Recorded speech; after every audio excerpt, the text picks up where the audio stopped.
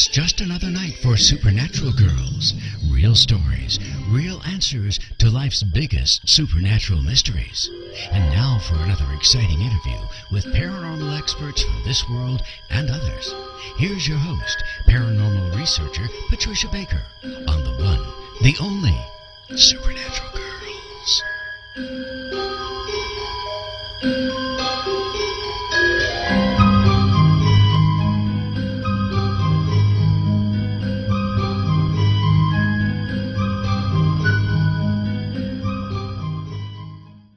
Welcome, everybody, to Supernatural Girlz Radio. I'm your host, Patricia Baker. I am here with my co-host, PK, Patricia Kirkman.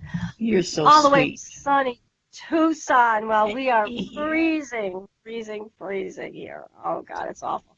Well, we've just had a very exciting half an hour, haven't we? Oh, Because a thrill a minute.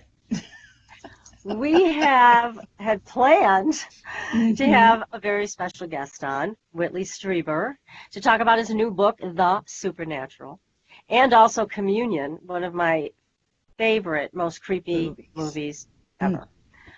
However, he might have been abducted again because we can't find him anywhere. So he's supposed to do sound check with us at 7. We can't get a hold of him. Our incredible producer is going to try to track him down with his best detective skills. But anyways, we'll do our best for everybody. And if it doesn't work out, we're going to play a repeat show.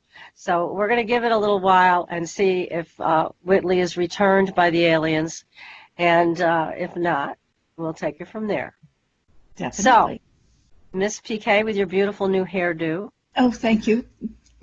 And muffins. And yes, Andrew has that, of course. It just makes it so much more glamorous. Oh, yes. What's You're going not on so with good. the numbers? Well, Yeah. you know what? What's really strange is we are in that universal 2-year, which we're all dealing with, which deals with sensitivity, creativity, but it also deals with some stories being told. Did you know that? No. A 2 can sometimes tell a bit of a tale or two. Really? And today happens to be a 2-day as well as the 2-year. Huh. And we're in a 4-month, which deals with work details and all that kind of thing. But our details just got blown up out of the water today because the harder we tried to put everything together, the aliens came and took our guest. Unfair How of about them. that? So I know it.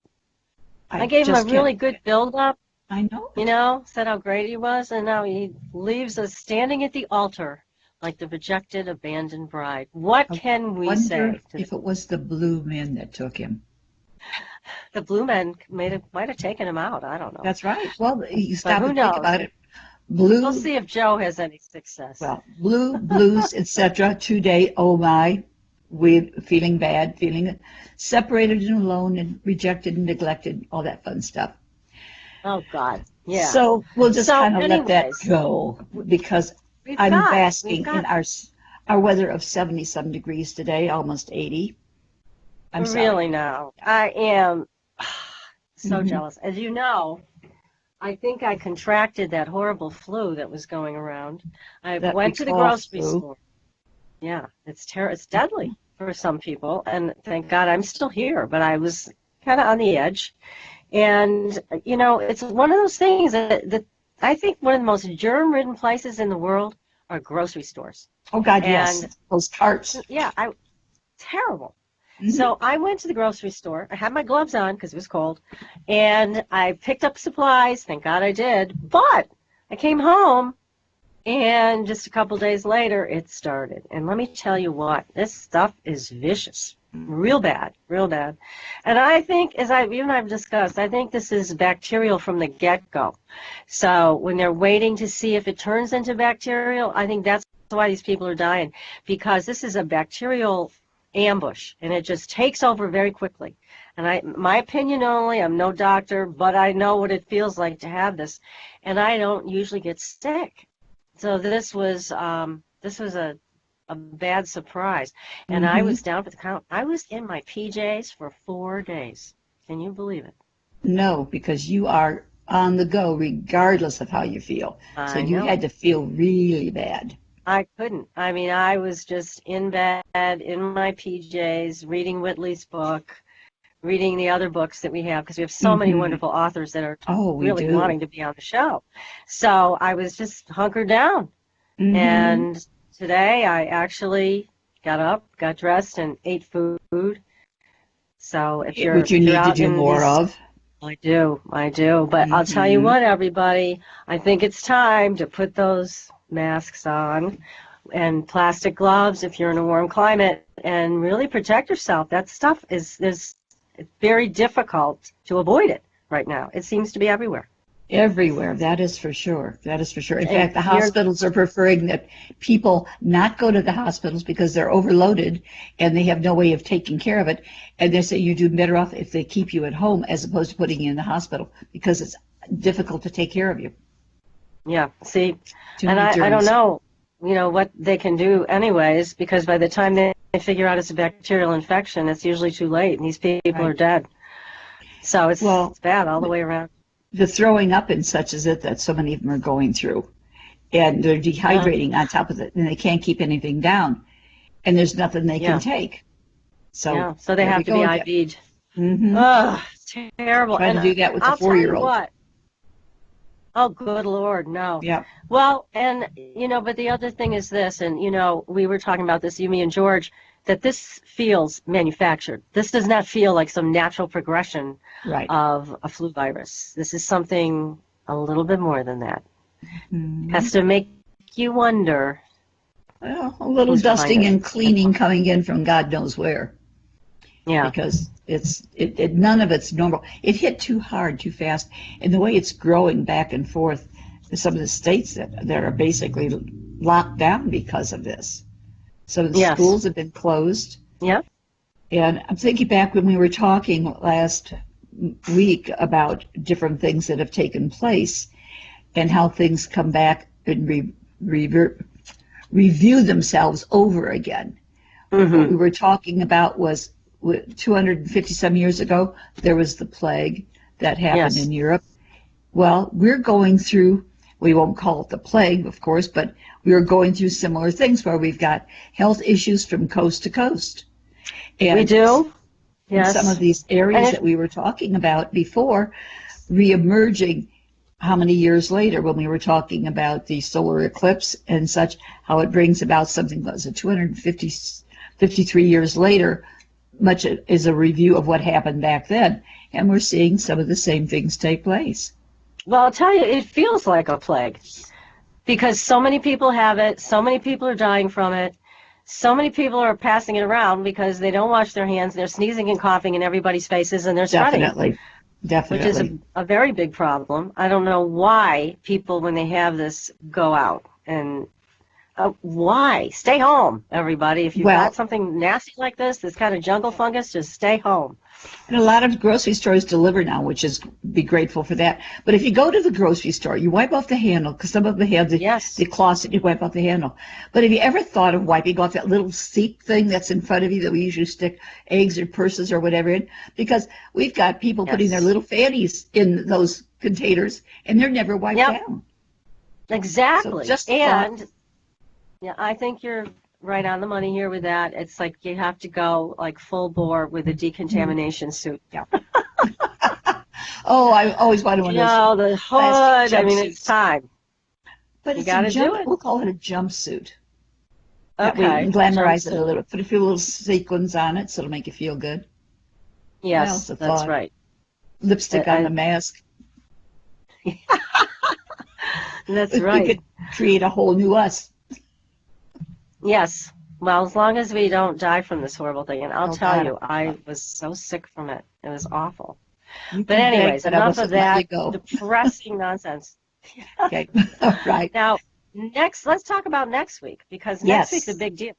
yes, it is. Next week, we do not have a guest to interview with a usual book situation. We are starting to move beyond that. And we want to give back to our audience. And I see a message from Joe. And the message is still trying. I'm anticipating that he had time wrong, which means he may possibly try to connect at the top of the hour.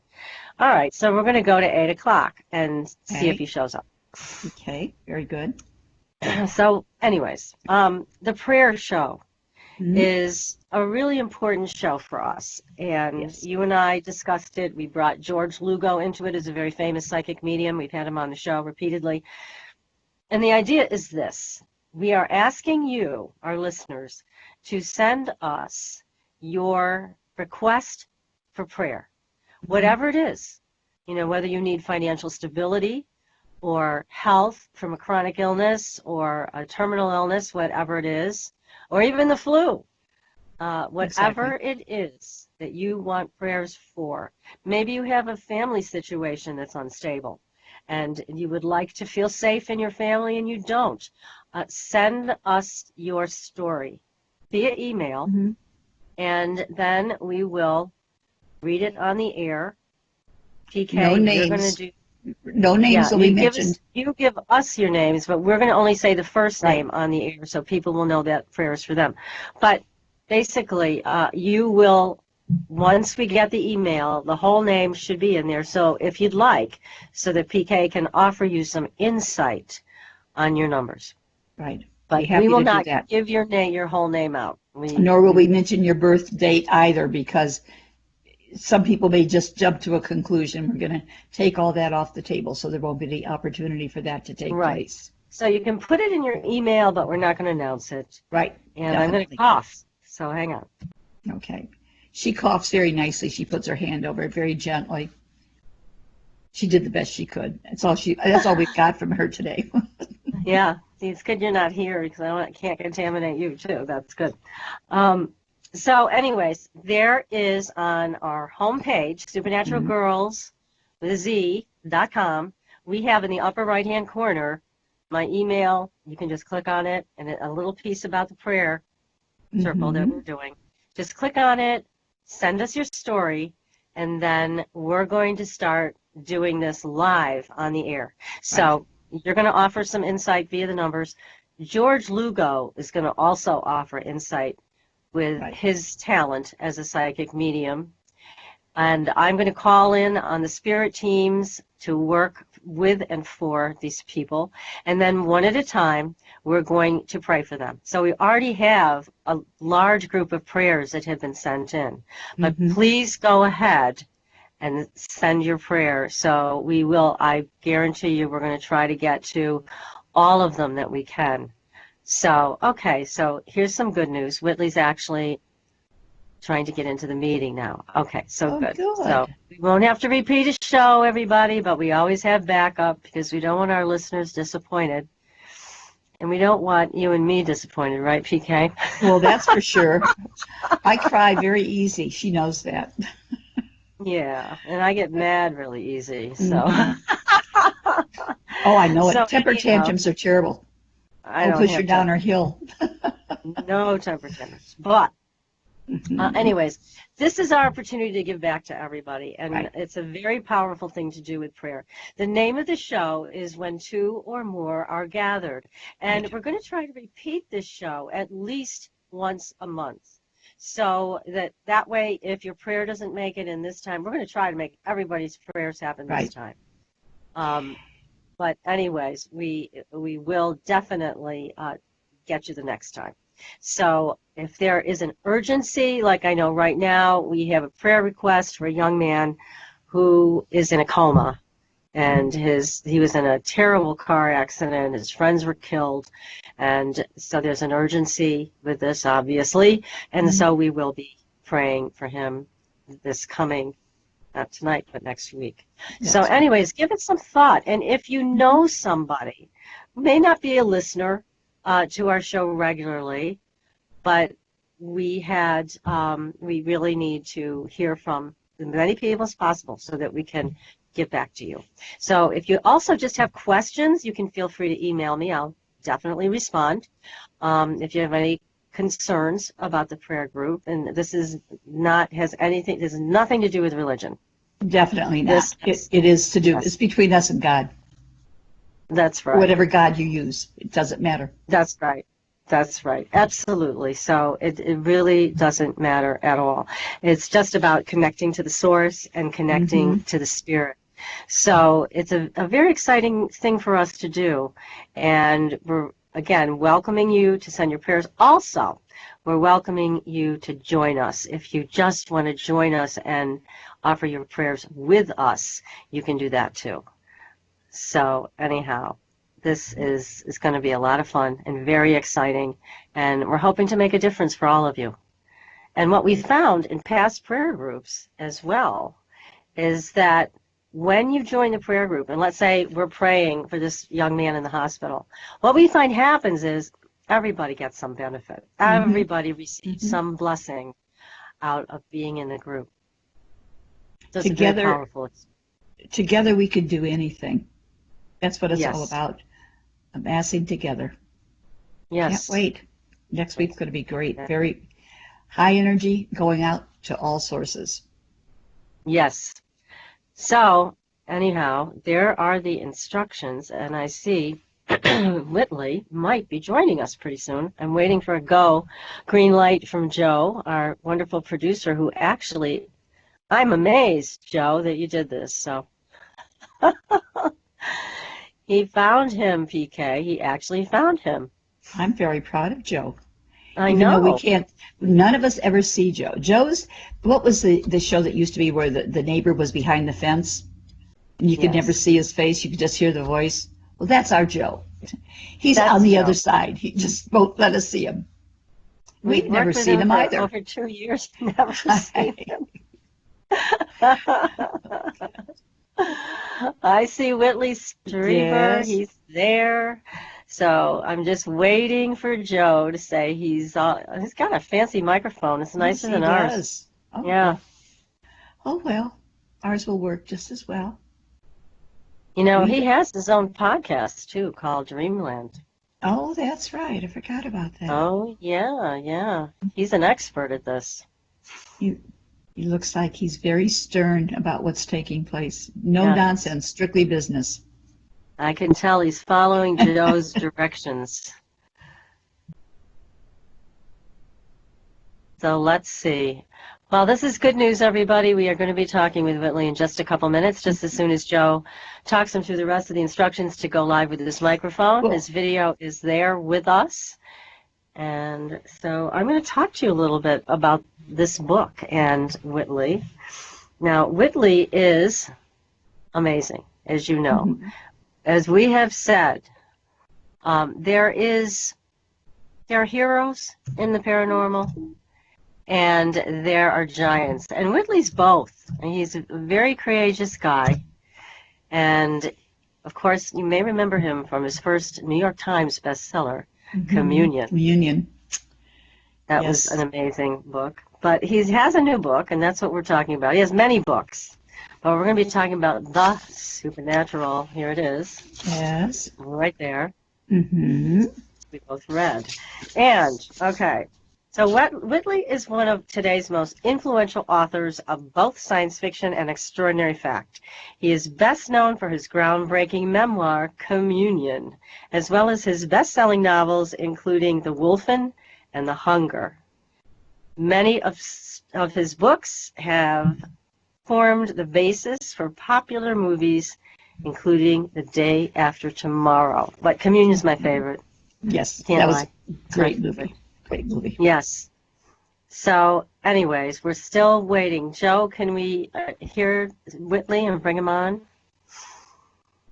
Let's see. Okay. Oh. Yes. Hi. Can you hear me? Yes. All right, we're okay. Go! Yay! All right, can you hear me now? Yes. Yes, we can. Hi, Whitley. It's so nice to meet you. I'm glad that Joe caught up with you. It's great to have you. I'm sorry about the time difference confusion. Mm. That's okay. It's just I'm glad it worked out because we're so looking forward to talking with you tonight on the show. It's a very exciting book that you wrote, The Supernatural, but your story is so unique, and it took so much courage to write the first one, Communion. Let's start there. Well, it didn't take courage because I didn't realize what would happen to me. I never would have written it if I'd known. I just found it quite fascinating. I had no idea about the existence of a UFO community or all these people who were furiously fighting each other about it. I had no idea that the government had an interest in it. None of that. I had just had an interesting and unusual experience that I didn't feel could be explained. And I thought it was very well worth writing about because it seemed rather unique. And as I studied it, I discovered that there were a few other people here and there who had had the experience, but it wasn't certainly all that common. And then I published the book, and really all hell broke loose.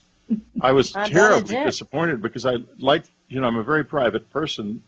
I became a writer primarily because I don't like to be out in the world. I like to stay at home and write. And had been in the advertising business for some years before, struggling to be a writer, and had written some books before very successfully. And then this happened, and it completely upended my whole world. It was horrible. And I regret it to this day, actually. Oh, do you? Oh, yeah. I would never have written about it, any of it, if I had known that it's a lot of baloney out there about this subject. Nobody really knows what it is.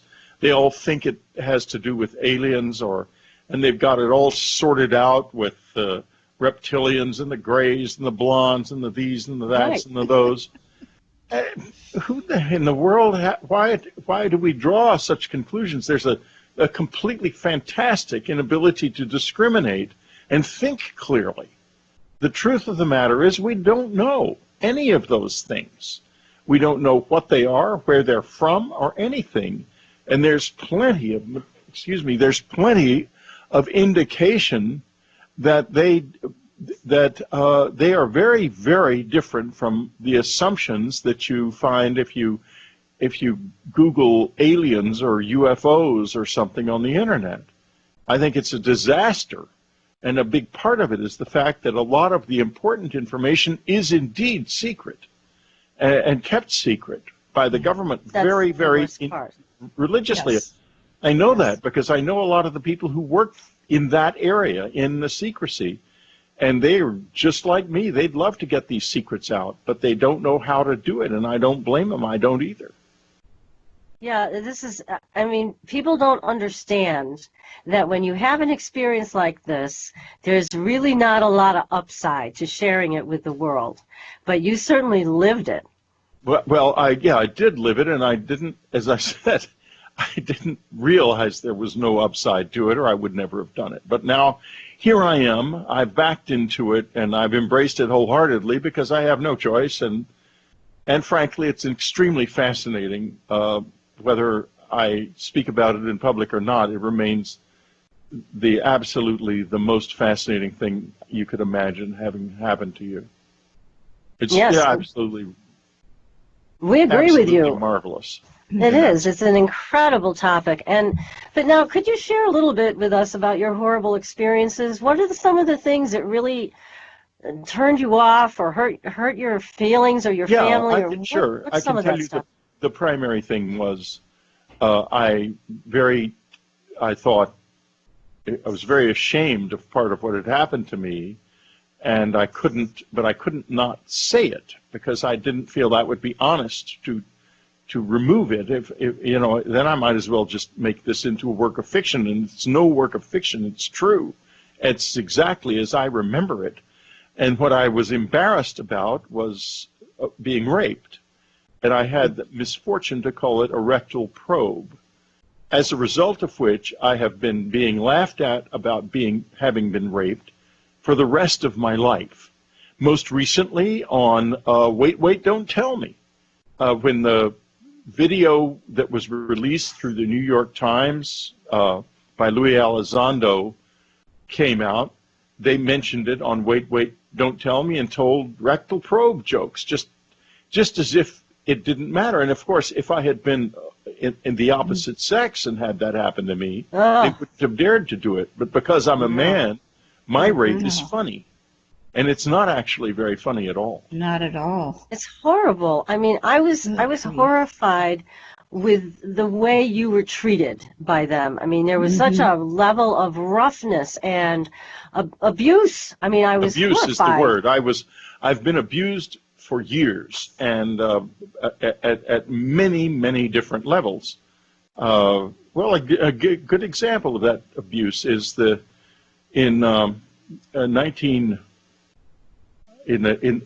forget the exact date. I think it was in the early 90s.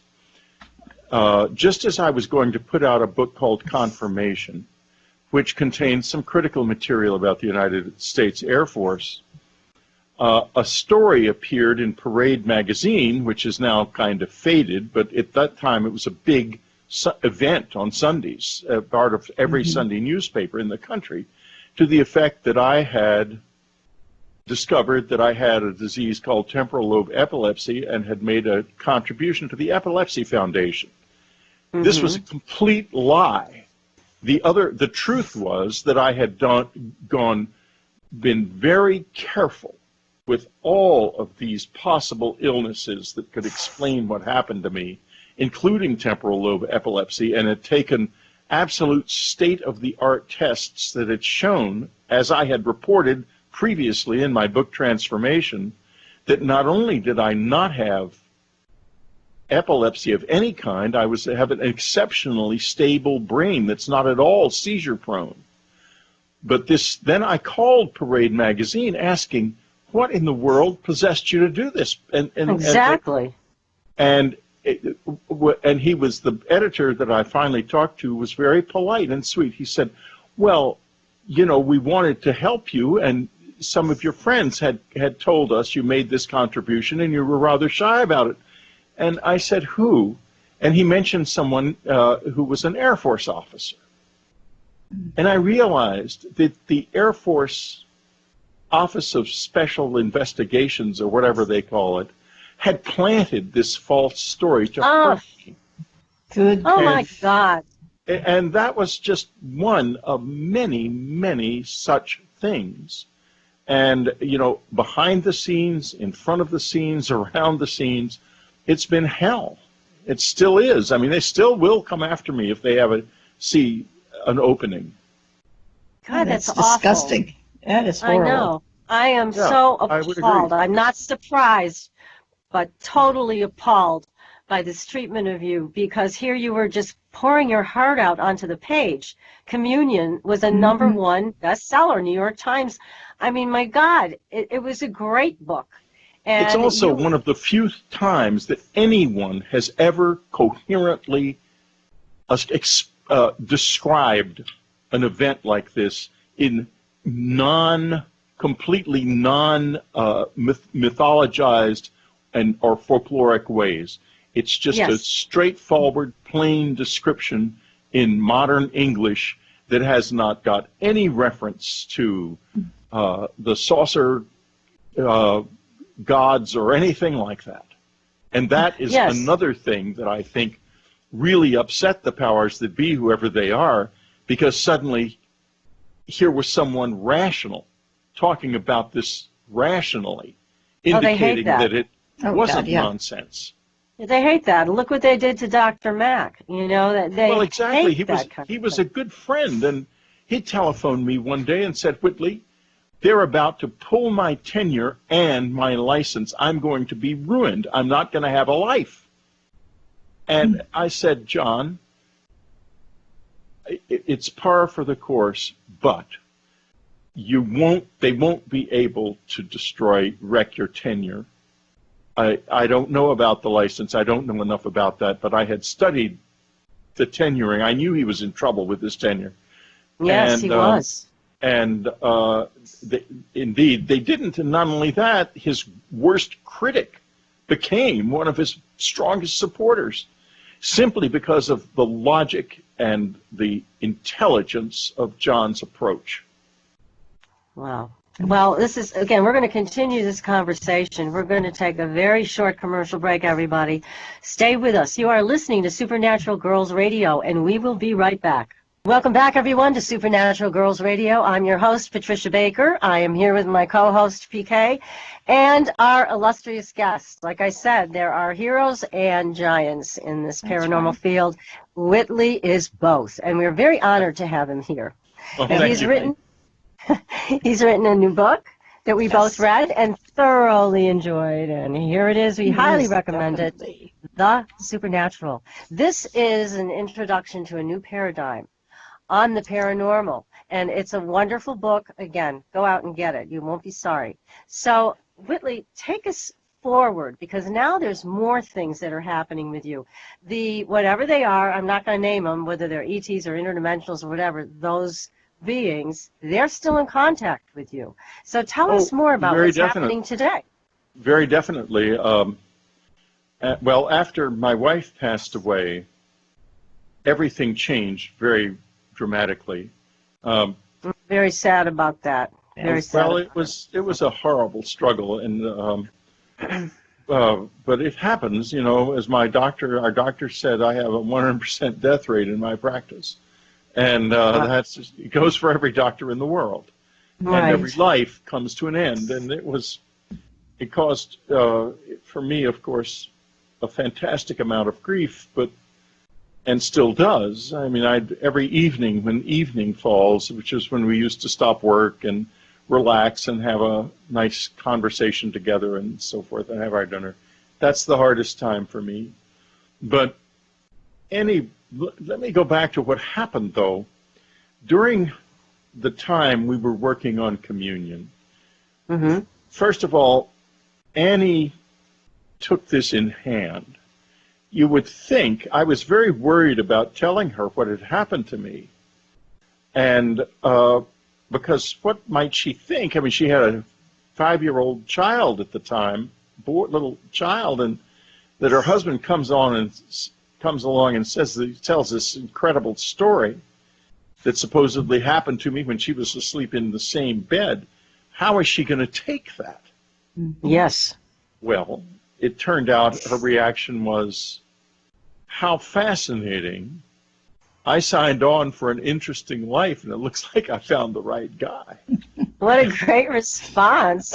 What a super wife. And I said, honey, I thought you might want to divorce me. And she said, that's what's wrong with you. I thought something was up. I was afraid you might have been fooling around on me or something. Thank God it was this. Now it's all explained. Because I had been trying to kind of push her away because I was afraid, you know, she wouldn't want me in her life, in our son's life anymore. And but anyway, we published the book. She helped me write the book, and she would say, she was a born teacher. She was a really very well educated at Bank Street College education too. So when it came to teaching and helping somebody form an idea, she was the best. So she would say as I went along, no, you're connecting the dots. You don't know that these two things are even related. Let's work that out into a question. And so at the end of the book, there are a group of unanswered questions that have formed the center of my whole experience. They're the axis of my experience. And those questions were basically formulated by Anne. Then after the book went out, we got not just a few letters. We got thousands and then hundreds of thousands of letters from everywhere in this country and all over the world. We had touched a nerve. This is something that happens to a lot of people. And Annie would say, you know, I think it's unlikely that this has to do with aliens because it's just too common. But one thing is clear, it has to do with us, human beings. And one day she came out of her office and she said, Whitley, this has something to do with what we call death. And it was because so many times the people who were describing alien encounters would also say that some dead friend or relative was accompanying the supposed aliens. And when we used to have groups of people up at our cabin to meet the visitors, which happened quite commonly, we would always know when one of those weekends was going to be a success when someone would walk in and say, something like, I just saw my dead brother walking down your road. Wow. And Oh then my Annie would gosh. say, they'll be here later, and they always were. So what was really going on? Yeah, that's the big Mm-hmm. question. Yeah, exactly. We want to know. But we made a plan back in, I think, about 1994. We decided that this meant that there was an afterlife. And so we decided that the first one of us to go would try to contact the other one, but not through psychics or mediums, and not directly, but to go to friends and contact the friends. But we never told anyone this. In fact, I forgot all about it. And an hour and a half after Annie died, a dear friend of ours, Belle Fuller, telephoned me and said, Whitley, is Ann all right? Because I just heard her voice tell me to call you. Oh, I said, how Annie, fabulous. Belle died. Annie died an hour and a half ago. And I had been sitting there wishing that I would have some further contact with her. And that was just the beginning of what became a very organized, Annie's always a very organized person, a very organized process of contact that eventually led to a whole new kind of relationship between the two of us across the bridge between the worlds. And to symbolize it, I don't know if you can see them, I wear both of our rings. Mm-hmm. Oh, yes. As Look at I that. see it, we Still have joined, always. Yes. we have now got one body and two people in the marriage still. How And beautiful. Oh. we published a book together called Afterlife Revolution about this, which is available on Amazon. And I read the audiobook myself, and it was terribly hard, but I did it. Oh, And good so for it's you. a paperback, an ebook, and an audiobook now.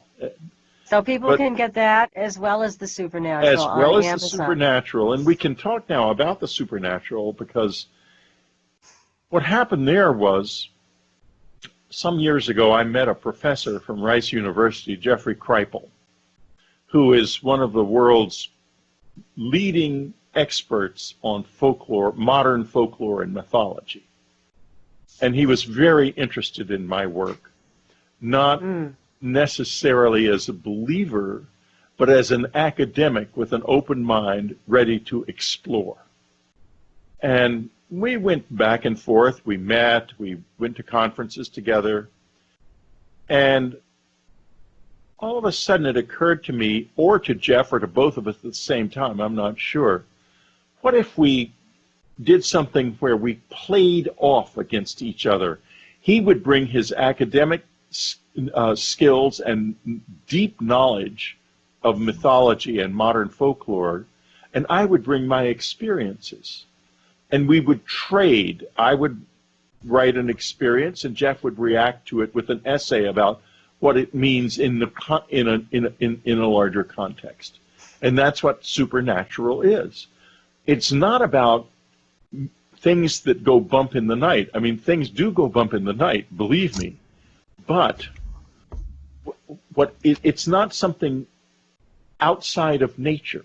That's why we split the words into two, super and natural, because it is natural experience and natural phenomena that is super powerful, partly because we don't understand it, and partly because how we respond to it and the experiences that it brings us.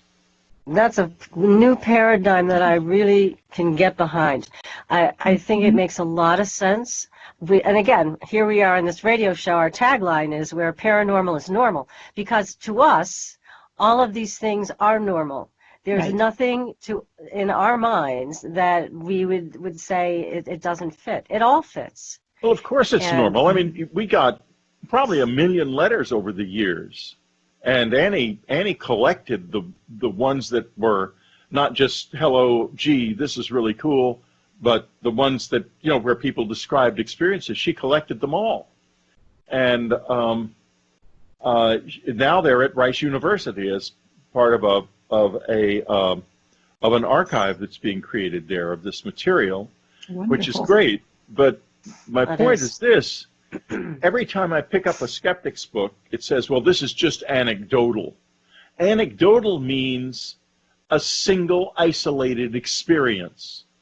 It's not that. This is part of the human condition, and probably always has been. We are just becoming more articulate about it because we are less and less bound by beliefs and mythologies. Because most of the people who would write us had never heard of the UFO community, the Mutual UFO Network, hypnosis, any of that stuff. They just responded. You know what they mostly responded to? They had seen the face on the cover of Communion in their homes. They had Right. seen that. Mhm. And when they realized that it was just as they had suspected, not a dream, they sat down and wrote and told of what had happened to them. And you also had talked about the owl and how so many people have seen the owl, but it's really Yeah. not the owl. And I'm sure a lot of people wrote you about that. We hear about that as well. It's a very powerful thing that Image. happens with the owls. Yes, that's an incredible image. Now, here's a couple of questions that let's go back a little bit because we have a great audience and they always ask good questions. This is from Lyric Wilson, who's saying, did you think that you were on the verge of a nervous breakdown throughout your original encounter? I did think that I was losing my mind. It was far worse than a nervous breakdown. I thought I had had a psychotic break so intense that I had lost, during the psychotic break, all contact with reality. And I Wow. thought, if this happens again and doesn't go away, what happens to Anne and our boy? They have no means of support. I can't help them.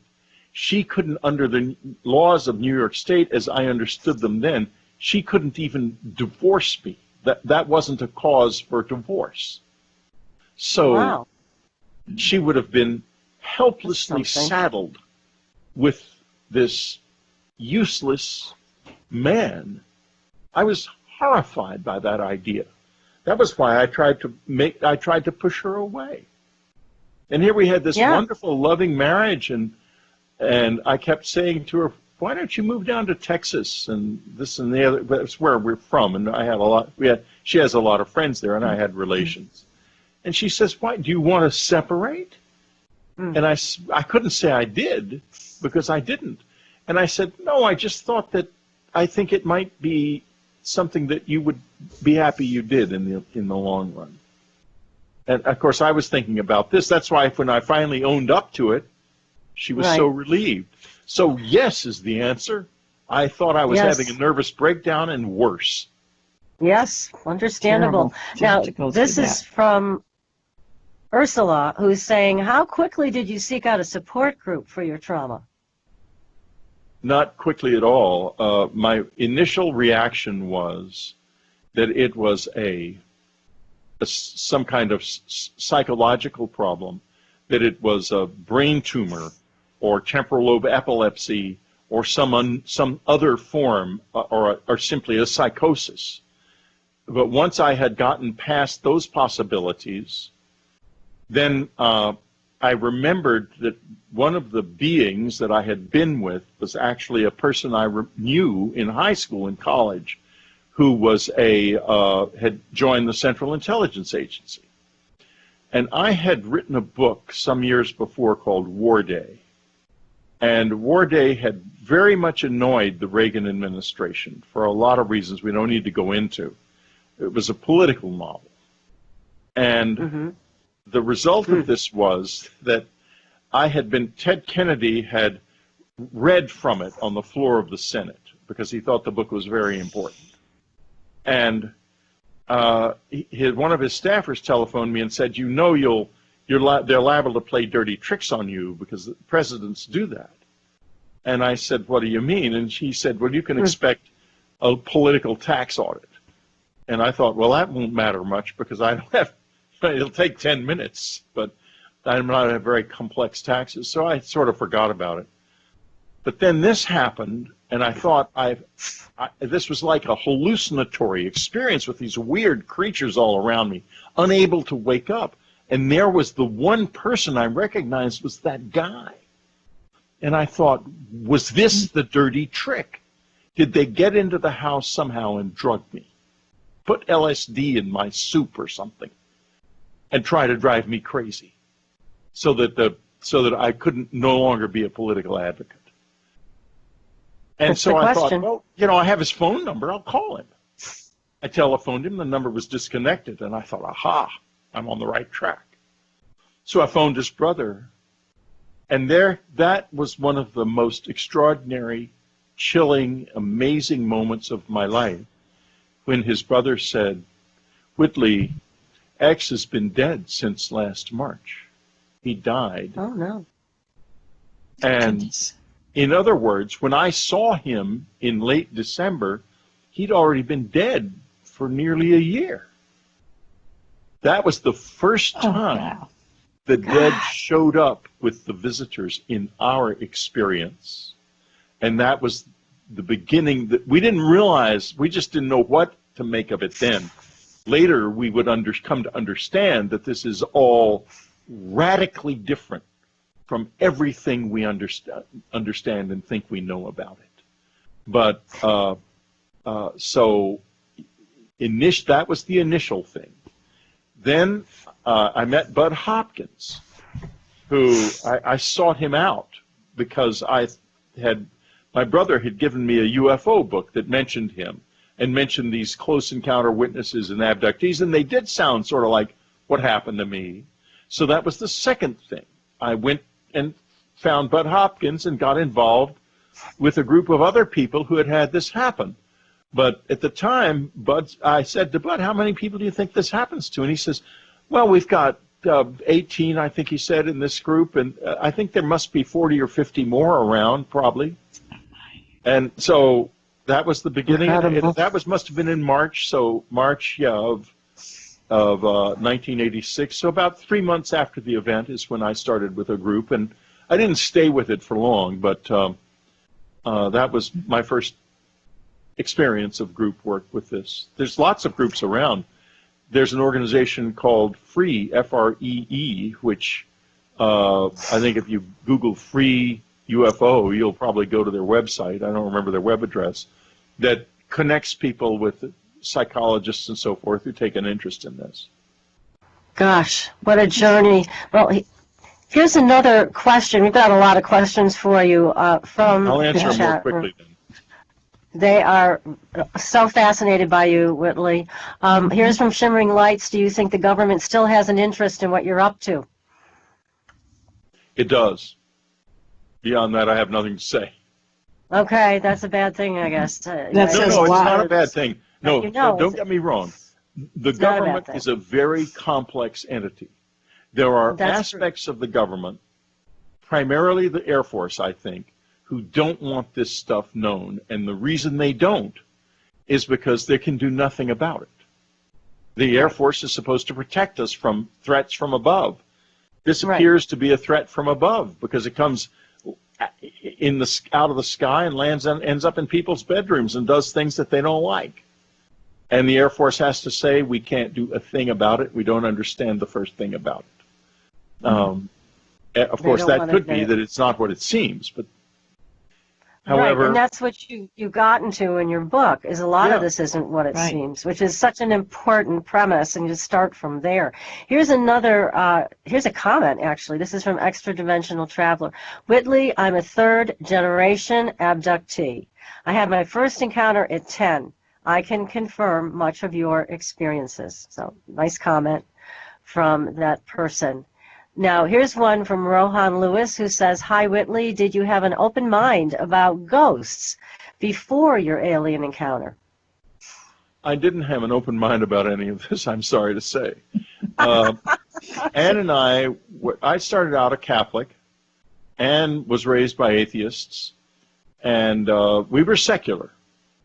In fact, an old friend of mine said to me a couple of months ago, he said, Whitley, when this subject of UFOs used to come up when we were young, when I was a little kid, of course, I was fascinated by it back in the 50s. But by the time I was a young man in my 20s and 30s, I thought it was ridiculous, child's play. So I didn't have an open mind. However, no sooner had Anne and I met than peculiar things started happening to us when we were together. And we didn't really make much of them, but they were odd enough to where both of us thought, what kind of person have I married here that I've got these weird things happening to me now? That's right. But we never thought about it. It was never on the subject. It was never a subject we were concerned about. I wrote horror novels, yeah, and so I was concerned in that sense. But professionally, as the vampire lore, the werewolf lore, and all that stuff, that interested me. Yes, exactly, and that interests a lot of readers too. Readers love that stuff. Yes. They do, yeah, to this day. Yes. Here's a a question from Conti. Will the truth ever come out? That is a very good question and a very hard question, because we have to first figure out what is the truth. And for example, Luis Alvarez released a video that was featured in the New York Times a few months ago in December of a UFO image of a UFO that was taken by some Navy planes. But what is it? Right. What is it? What is it? I know people who work on this on the inside, and they don't know what it is. One of the reasons there's so much agitation to get this out into the public sphere is that the classification system, has put a damper on innovative new thinking and research. One thing that did come out, fascinatingly enough, at the Contact in the Desert UFO conference last summer here in California was a very distinguished member of the UFO community, Dr. Jacques Vallée, conceivably the most distinguished member of the UFO community, in fact, came out and proceeded to show technical data indicating that some material that he had acquired, material, I have some of it too, but he had acquired this material in various ways that came from a UFO crash. And it had been analyzed isotopically because there are people with a good deal of money behind Dr. Vallée and his work. And that's very expensive, that type of analysis. And we're going to hold that thought, Whitley. We're going to come back and finish this about Jacques Vallée and his work. We have to take a very short commercial break. And stay tuned, everybody. You are listening to Supernatural Girlz Radio, and we will be right back. Welcome back, everyone, to Supernatural Girlz Radio. I'm your host, Patricia Baker. I am here with my co-host, PK, and our terrific guest tonight. We're so honored to have him. Whitley Strieber is here with us tonight, and he is the author of not just one, but two new books. The Supernatural is one, which is that one, and another one that Whitley has co-authored with his wife, Across the Bridge, and that is called Afterlife Revolution. And you can get both on Amazon. I'm looking forward to reading this Afterlife one. This sounds fascinating. I am too. I think it's going to be very fascinating. Thank you. Have you back well, to talk about that one. It's been an exceptional year for me in terms of writing because both books are very important books, and I'm extremely grateful to have them out there, I must say. Yes. But let's get back to Jacques Vallée because we left the listeners hanging, and it's one of the most fascinating. Let them all hang. Cliffhangers don't work. Here's what he reported. He had this material analyzed, the isotopic ratios in it analyzed, and these isotopic ratios were not of this world. They were not isotopes that occur on planet Earth. But there's a remarkable kicker.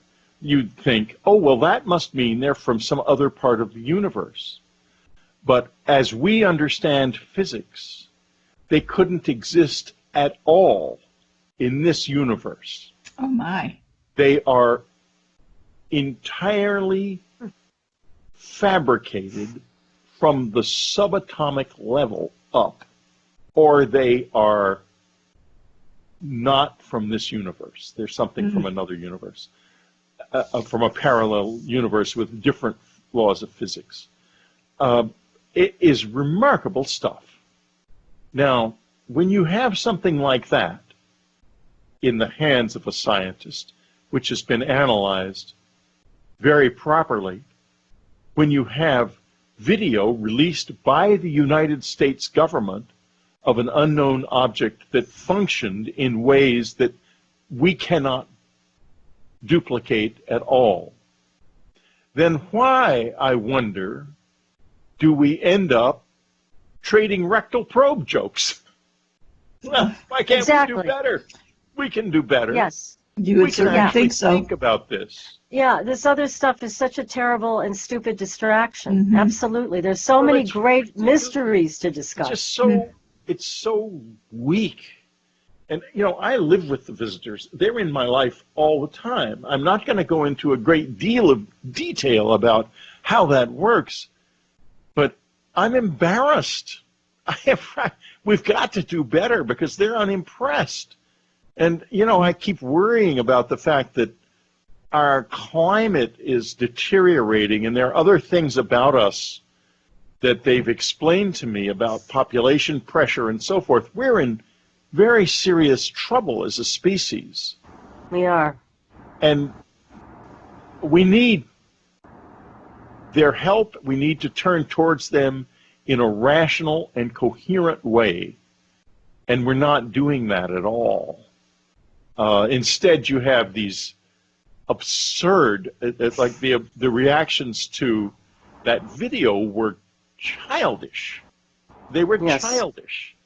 And I think to myself, 70 years of an organized attempt to kind of tame us to this presence, and finally something happens that's incontrovertible. The video is released by the government, and the general reaction is scientists denying it in the face of the irrefutable reality of the documentation, and people making frightened, nervous jokes. But more importantly, nobody with a really strong mind taking a look at this seriously from a social, cultural viewpoint in social sciences, the academic community in terms of the culture, physics, biology, astrophysics, astronomy, cosmology. There are so many different disciplines that should be looking at this very seriously. Instead, absolutely, there's just a big hardy murmur. Yeah, exactly. Or just very totally blocking it out. Yes, it is. It's ridiculous. Now, you have a story in your book that we found so fascinating, and this is in the Supernatural book. Right. It's about the editor, Bruce Lee, who goes into a bookstore. Can you tell us about that story? I know our listeners want to hear it. That was amazing. Okay, sure. Yeah, I got a million stories. I have an entire lifetime that shouldn't have happened, and that is impossible. But I'll tell you this story. Bruce Lee he had been an intelligence agent, and he was now an editor in Army intelligence, and he was now an editor at William Morrow and Company.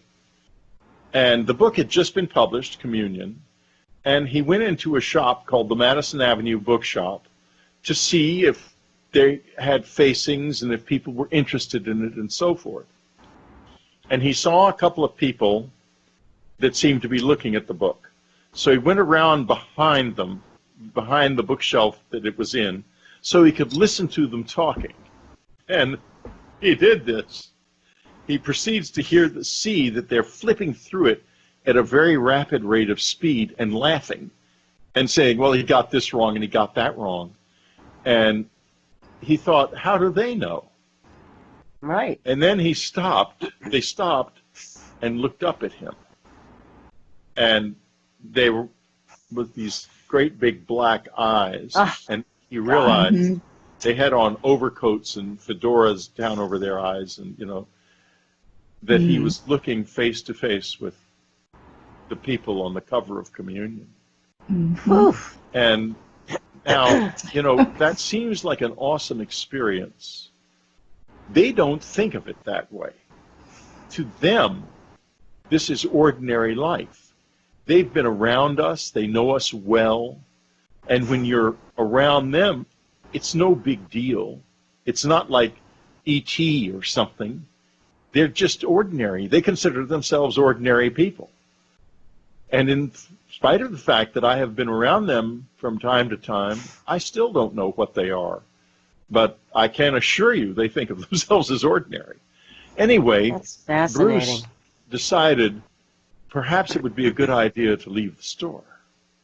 So he did leave the store, and as he walked out, he could hear them walking behind him and talking to each other and laughing in English, as he put it, in thick Jewish accents.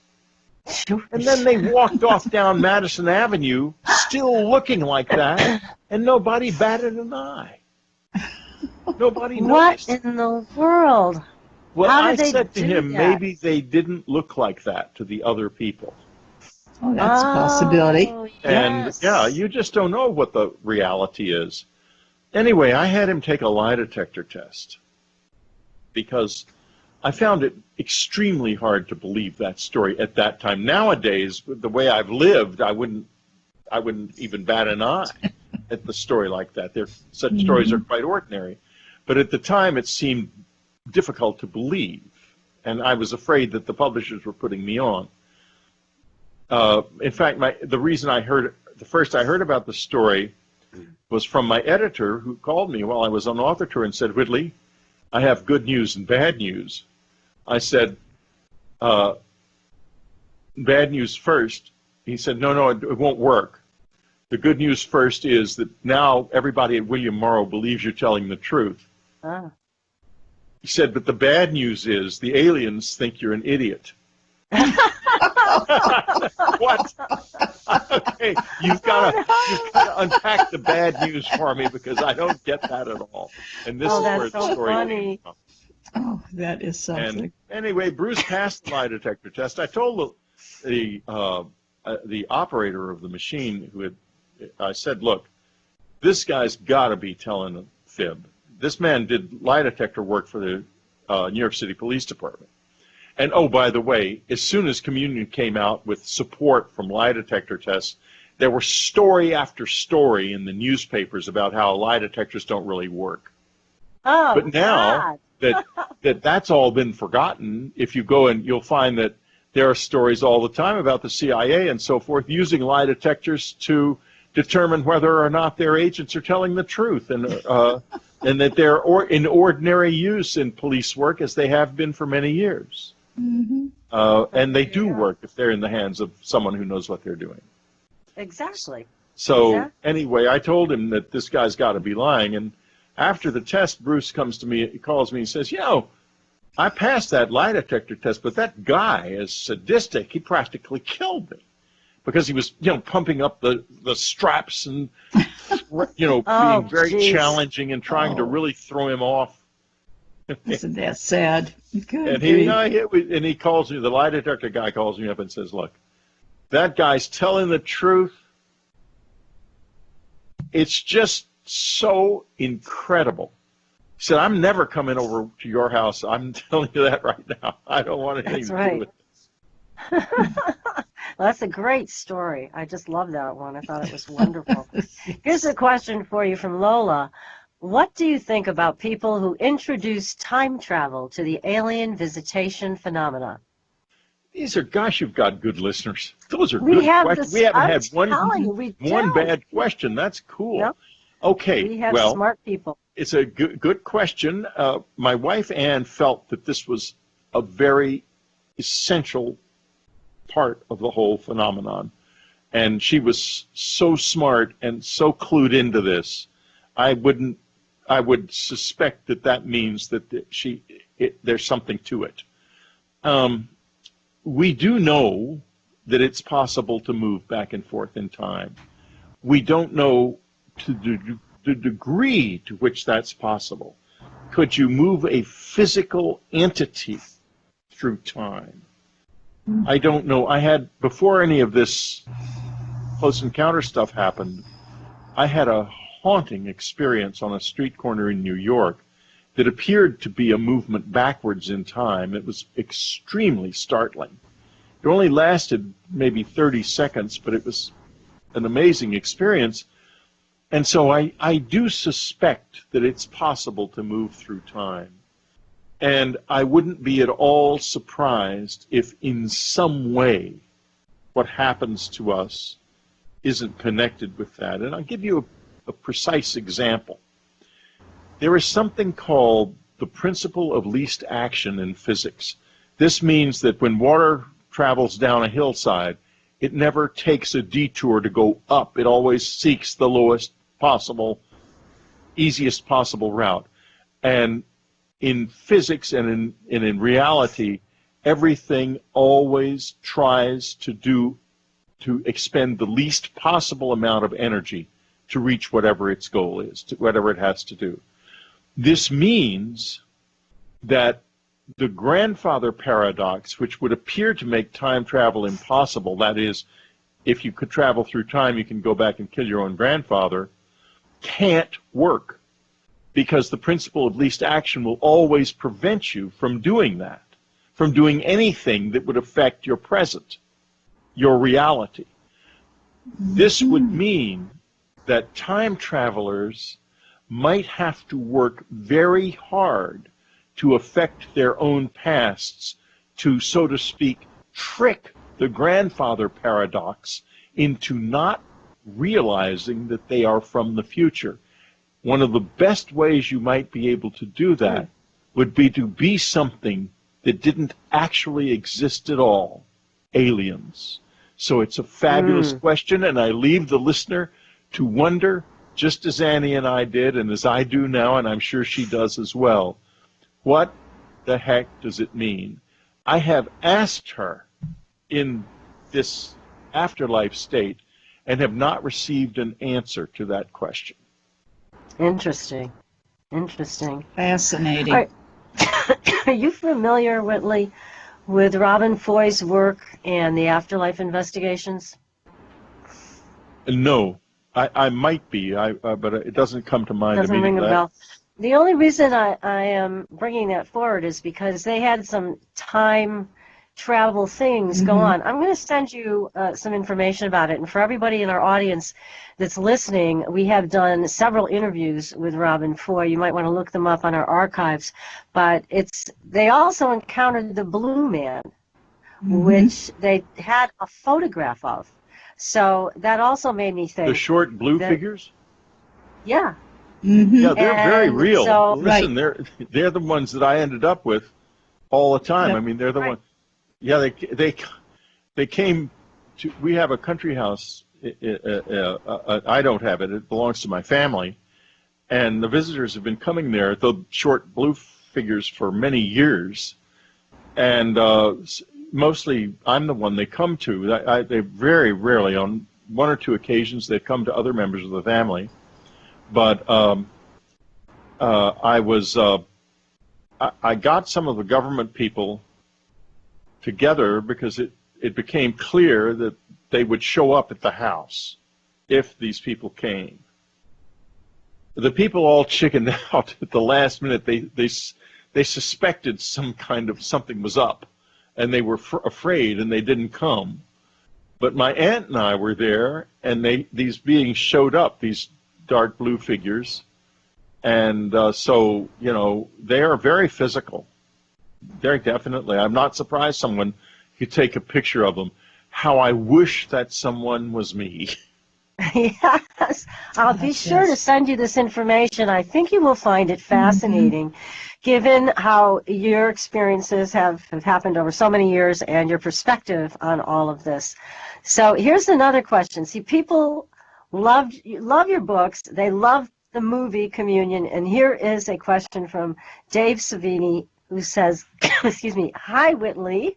Do you think your story has passed enough time to where Hollywood would consider doing a reboot of the original movie?" See, people want to see this again. I would love that. And there is some interest, definitely now. And I think that that maybe something along those lines will happen. Oh, that'd be wonderful. We hope so, yeah. Because that was a great movie with Christopher Walken. I have to tell you, though, I don't scare easily, but that movie, it got to me. It got under my skin. I had nightmares for 3 nights. It was great. So I totally hope that this turns into either a television project, a series, or another feature film. Me too. And you have so much more to add to the story because you've lived it for all these years. This has become my life. We haven't even talked about the implant in my left ear, which I use all the time as a communications tool and for many, many other things now. Well, tell us about this implant. Well, it was put in May of 1989 by 2 people, a man and a woman, not aliens, as far as I could tell, who came into my bedroom, overpowered me, immobilized me, and began pressing against the side, pressing the side of my head down into the bedclothes. And the next afternoon, I could feel a lump in there, and it was sore. There was no opening. It had not been, in other words, it hadn't been put in any normal way. It began to occasionally turn on, and the ear would turn bright red, and it would make a funny noise in my ear. I ended up at the Southwest Research Institute in Texas with Dr. William Mallow, the head of material science there, one time when it turned on and my ear turned bright red, and he rushed me into a signals acquisition lab. And I found out just a few months ago, about a year ago, that they had indeed acquired a signal, and the signal is still to this day under study because it was a very unusual signal. Goodness. But over time, I gradually learned to use the implant. I can use it as a research tool. I can use it in a lot of different ways. And the implant will, what happens is, when I'm working with it, a kind of slit opens up in my left eye, or sometimes in the right, but usually in the left eye. And like what looked like typed words go racing past in this slit very quickly. And it's like riding a bicycle. If I try to read them, I get nothing out of it. But if I just relax and let it happen, all kinds of information and whatever I'm working on at a given moment comes into my mind. And it's wonderful. And I've really, it's, as I say, it's like riding a bicycle. I've learned to use it, and it doesn't control my mind. If it had controlled my mind, my wife would have told me. She said, she used to say, your mind is way out of control. Yeah. That's right. That's cute. But it's quite a tool. An attempt was made to take it out. And what happened then? Well, the doctor opened it up, and he could see a white disc in here. Mm-hmm. And when he touched the edge of it with his scalpel, it went down into my earlobe. And so he closed up the incision and said, I'd have to cut your entire ear off to get rid of this. Oh, forget it. Oh. But he did get a little sliver of it, which he sent to pathology. And the pathologist called him up and said, is this a joke? He said, no, it came out of a patient's ear. He said, because this is not something of nature. This is technology. It has, what you've sent me here is a sliver of a metallic base with proteinaceous cilia in it. And anyway, about 3 days later, my ear started to burn like crazy, and it went back up to where it is to this day. And Annie said, My advice is do not press this matter. I would not try to get it out again. And I said, I agree with you. I have no intention of getting it out, trying to get it out again. So Gosh, that was how it worked. Incredible. Yeah. You said it was people who did this, who overpowered you. They looked human. They were people, yeah. Oh, and and I've tried hard to find out who they may have been and who they may have been working with. The way it happened was I was lying in bed. It was a May night. It was warm, and we had a gravel driveway, and it was about 11 o'clock at night, and a big gate closed the driveway some distance from the house. And I suddenly heard crunching in the driveway, the crunching of tires on the gravel, and there was no lights out there. Two very bad pieces of news. First, the crunching of gravel. Second, no lights. Rule of thumb, nobody who comes to see you, no fan who shows up after about 10 o'clock at night is ever going to be good news. Nope. So I was frightened. Right. I had a Benelli riot gun under the bed, an AMG backup pistol in the drawer, a bank of light switches in the drawer beside the bed, a bank of light switches, which I could turn on all at once, that would completely surround the house with floodlights, and an active alarm system that was turned on. And I suddenly noticed movement at the foot of the bed while I was reading. The reading light was on.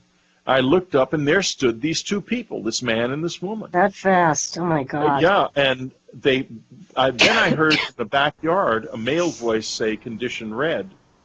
And the man and woman came rushing toward me. I started to go for the lights at first before I realized entirely what was going on. Then I was bending over to go for the Benelli, for the riot gun, when they got a hold of me, moved me, and flopped me down onto the bed. I became unable to move, and they did their business. Wow. Good grief. Right into through my skin without even leaving a cut. Incredible. And then they left. There was a big flash of light, a great deal of crashing in the woods. I got the pistol out and went racing through the house looking for some breach of the alarm system, which was still on, and it had not tripped.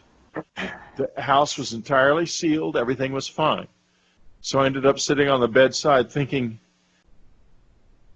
I just can't imagine that that was a dream, but I don't have any other explanation for it. And it wasn't until the next day when various things happened and it became obvious that it was no dream.